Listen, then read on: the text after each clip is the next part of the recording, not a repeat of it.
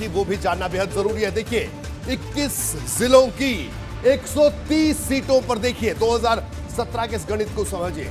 Bharatiya Janata party 87 सीटों पर चुनाव जीती, समाजवादी पार्टी 14 सीटों पर, बसपा 10 सीटों पर, अपना दल एस 9 सीटों पर, सुभासपा 4 सीटों पर, कांग्रेस 2 सीटों पर, निषाद पार्टी 1 सीट जीती और 3 निर्दलीय प्रत्याशियों ने जीत दर्ज की थी। पूर्वांचल में इस बार भाजपा के लिए लड़ाई मुश्किल होने वाली है। इसके पीछे की वजह सिर्फ राजभर ही नहीं है, बल्कि पिछले नतीजे भी कुछ ऐसा ही इशारा कर रहे हैं। इसे अब आप समझिए, बेहद महत्वपूर्ण ये पॉइंट है, इसे समझना बेहद जरूरी है। देखिए पूर्वांचल में कहां कमजोर भारतीय जनता पार्टी, अब इसको समझिए। आजमगढ़ जिले की 10 सीटें हैं और 10 सीटों में सिर्फ 1 सीट पर भारतीय जनता पार्टी चुनाव जीती थी 17 में। जौनपुर में 9 सीटें हैं और 9 में से सिर्फ 4 पर जीत दर्ज की थी भारतीय जनता पार्टी ने। गाजीपुर की 7 सीटों में से 3 पर जीत दर्ज की थी बीजेपी ने। प्रतापगढ़ की 7 सीटों में से 2 पर जीत दर्ज की थी भारतीय जनता पार्टी ने। तो ये वो जिले हैं जहां पर भारतीय जनता पार्टी कमजोर प्रदर्शन किया 2017 में। और पूर्वांचल की एक तस्वीर 2019 लोकसभा चुनाव की भी आपको दिखाते हैं। इससे पता चलेगा कि इस इलाके में विपक्ष की गोलबंदी कितनी मजबूत धीरे धीरे होती जा रही है। 2019 लोकसभा चुनाव की अगर बात करें तो हल्के झटके से कम नहीं कहा जा सकता। 14 के मुकाबले भाजपा को यूपी में 9 सीटों का नुकसान हुआ। 9 सीटों में से 4 सीटें पूर्वांचल से भारतीय जनता पार्टी हारी है। 2019 में सपा ने बसपा के साथ गठबंधन किया था। जौनपुर में बसपा के श्याम सुंदर यादव ने भाजपा को हराया। लालगंज में बसपा की संगीता आजाद ने भाजपा को हराया। गाजीपुर में बसपा के अफजाल अंसारी ने भारतीय जनता पार्टी को हराया। घोसी में बसपा के अतुल राय ने भाजपा को हराया। तो ये लोकसभा चुनाव के परिणाम है। वहीं 2017 में सपा के साथ कांग्रेस थी। 2019 के लोकसभा चुनाव में बसपा थी और इस बार ओम प्रकाश राजभर की सुहेलदेव पार्टी है। पूर्वांचल में राजभर वोट क्यों अहम है, इसे भी समझ लीजिए। पूर्वांचल में राजभर वोटरों की अगर बात करें तो पूर्वांचल के 21 जिलों में 15% से ज्यादा आबादी है। 10 से ज्यादा जिलों में राजभर वोटर बेहद असरदार है। गाजीपुर, बलिया, चंदौली, मऊ, वाराणसी में निर्णायक भूमिका निभाते हैं राजभर वोटर।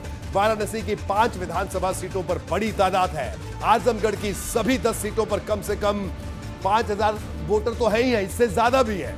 जौनपुर की सभी 9 सीटों पर हार जीत में अहम भूमिका राजभर वोटर निभाते हैं। बलिया की 7, देवरिया की 7 सीटों पर जबरदस्त दखल है राजभर वोटरों का। मऊ की 4 सीटों पर राजभर वोटरों की बड़ी तादाद है। ओपी राजभर का दावा है 66 सीटों पर 40,000 से ज्यादा सुभाषपा समर्थक हैं। ओम प्रकाश राजभर का दावा है 56 सीटों पर 20 से 40,000 सुभाषपा समर्थक हैं। तो ये दावे ओम प्रकाश राजभर के हैं और ये पूर्वांचल का गणित है। ओम प्रकाश राजभर के लिए अखिलेश जितने जरूरी है उतने ही अखिलेश के लिए ओम प्रकाश राजभर और राजभर वोटर। ऐसा क्यों, इसे भी जल्दी से समझ लीजिए। देखिए 2017 में जहां सुभाषपा जीती वहां सपा दूसरी मजबूत पार्टी थी और 2017 में जहां भाजपा जीती वहां कई जगहों पर सपा दूसरे नंबर की पार्टी थी। राजभर वोट सपा के साथ जाने पर तस्वीर बदल सकती है। मुस्लिम यादव के साथ राजभर वोट जुड़ने पर जीत का गणित बदल सकता है।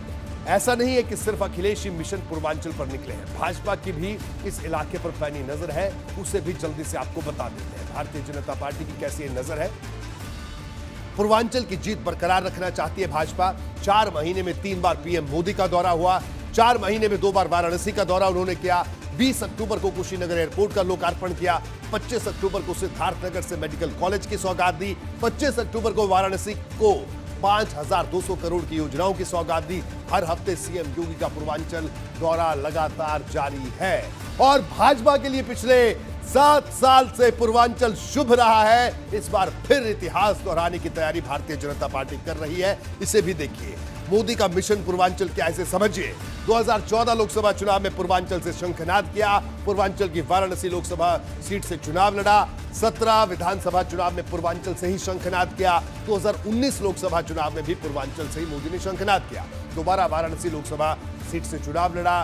2022 विधानसभा चुनाव से पहले फिर ताबड़तोड़ दौरे जारी हैं। ये एक बार एक आंकड़ा हमने आपको इसलिए बताया ताकि पूर्वांचल को लेकर जो बात हो हवाई ना हो, जमीनी बात हो, आंकड़ों पर आधारित बात। ओम प्रकाश राजभर हमारे साथ मौजूद हैं और अभिज्ञान